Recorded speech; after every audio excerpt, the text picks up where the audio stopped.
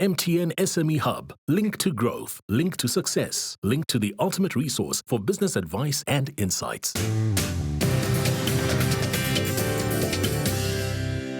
Welcome back to the Big Small Business Show. In studio with us today, we've got Jenni Campbell. She is the founder and CEO of Jaw Design and Advertising. And we've been talking about a touchy subject, the subject of IP theft, generally from larger corporates to smaller businesses. And I've seen this kind of situation happening, not just in the advertising space, but it happens all over. It happens in almost every industry. And I'm involved in many industries, and you have it just changed the name and changed the industry, and it's the same story. We've been bullied, they've taken our ideas, etc., etc. So I think I'm starting off by saying it's not unique to you or to your industry as well. So that's just number one.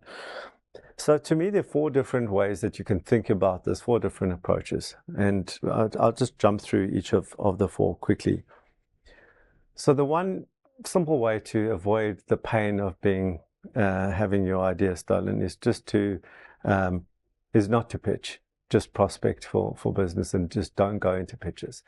And I know there's we've had Heidi Brouwer, who's been on the show before. She was the ex chief marketing officer for Hollard, and she's been out there quite with a big voice around the cost of pitching and how much it actually costs. And there's lots of these smaller agencies that are hoping to get this work, and then only to be given back to a big agency, or even the pitch cancelled, which is even more heartbreaking in many instances.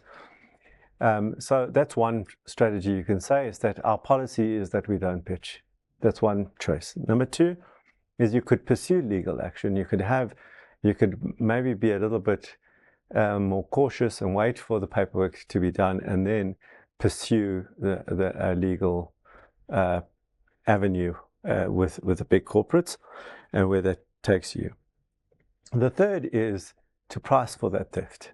Okay, and that means that you anticipate. So when I was asking the stats, it doesn't sound, and I know that I don't want to diminish the feeling of it, but as a percentage of your total work, it's actually a small percentage. It's just very painful to have anything stolen from you. So I'm not saying it's fine, but I'm just saying that it's not like 85% of your work is stolen. Yeah. It's a small percentage of a percentage. So you don't do all your work at pitch, you do some of your work at pitch, and of that, a small amount is stolen. So I'm just trying to quantify the problem, and so you might just price for that and work out, well, that 80,000, you take the number, that 80,000 Rand, and you basically say, well, on average, we do this, so we're going to just charge an additional we're going to make it up on everything else. And it's just the model of the business. That's how business, you price for it, in other words. The fourth thing is you create additional value. So to me, the question we was going around, do you grow with them? What makes you special? All those kinds of things is, to me, also, if they can execute without you, that's a problem. That's a problem. It's a hard problem to solve, but it's a problem worth trying to solve, that you have something other than care, because everyone will talk about personal service and all those kinds of things. And if you've watched the show, I don't see that as a differentiator. It's a hygiene factor. You should be doing that. So you can't differentiate on that. So to use your creative energy as a team, and even put it as a challenge to your team, to say, what can we do? What do we have here in terms of experience, skills, etc., that very few of the larger agencies have? And so we can do this specific thing, and it's got nothing to do with how much we care. It's got something that we can do that they can't execute, because we've got some other additional IP. And that's worth going down that route and spending a year, 2 years to try and solve that problem, because that's when you really scale, if you find that area. Then for me, if you looked at those four, don't pitch, pursue legal action, price for theft, or create additional value, I would not follow one or two. I would not pursue them legally, and I would not pitch. I would pitch. But having been, I started off saying that I've started off in the ad agency space. I'll tell you what we did, is that when we pitched, we thought very much around a generic kind of thinking about how we pitch. So if you were pitching to an airline, what we would do is we would say, well, airlines are airlines.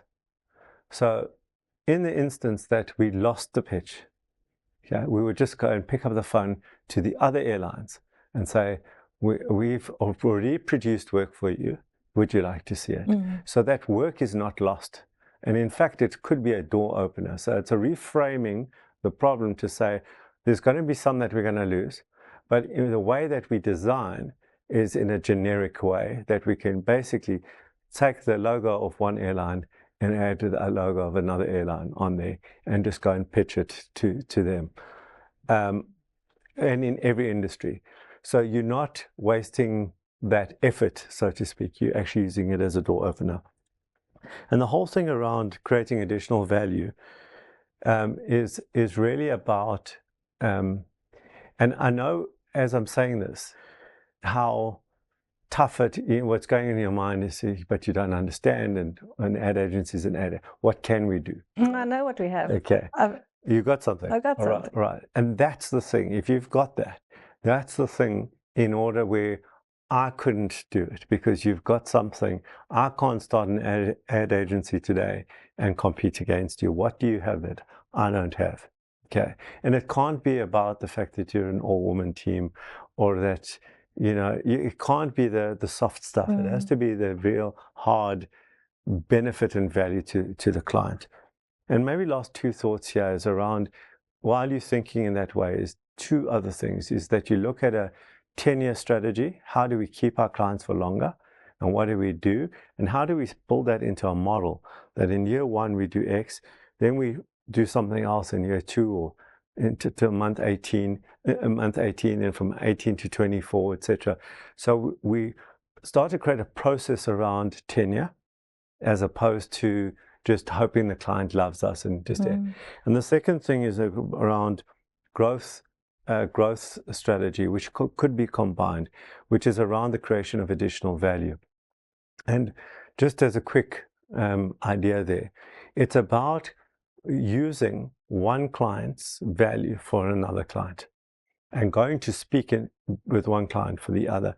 So there's this constant additional value that only you can, because if that's your client, that is unique to you.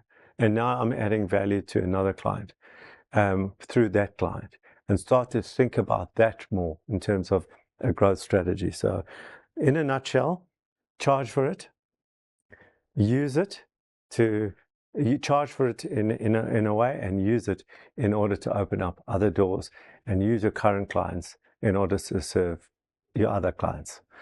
And that's all I've got for you today, Jenny. I hope that helped. I hope that got the grey matters going. And I hope that got your grey matter going too. And do remember, if you think it, write it down and make it a reality.